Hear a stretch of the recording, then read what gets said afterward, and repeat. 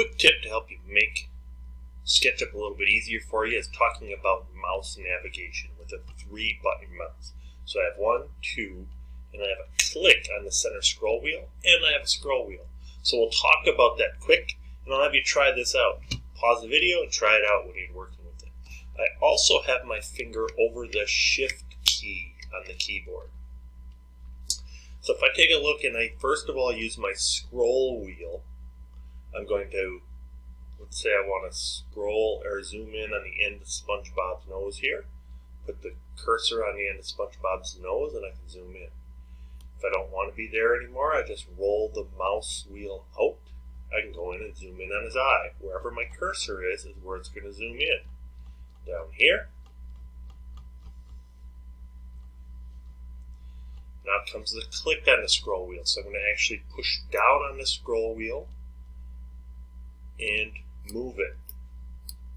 Now, to get all the way around an object, I'm going to have to do a bunch of small clicks and moves. If when I'm clicking down on my scroll wheel, I hit the Shift key over here, it turns into pan, and I can move left or right or up and down. Let go of Shift, goes right back into orbit. Click on Shift, goes into pan. This little Views button over here gets me set back up in all my orthographic views or all my different isometric views. These two buttons, this is perspective. Very rare do we draw in perspective. You can see it's all going back to vanishing points. We almost always draw in parallel projection.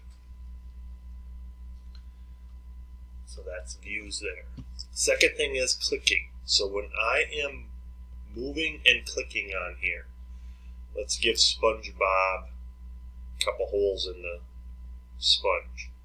Click, and I'm not dragging, and then I click again. So again, click once, have your finger up, click a second time. Click once, click a second time. When I'm using the tape measure tool, I click once, move it the direction I want to go, and click a second time. You can click and drag, but you're going to end up with some bad habits there, and it's not going to work quite as well for you. So, click once, click twice to finish up a tool. Will help you out a lot.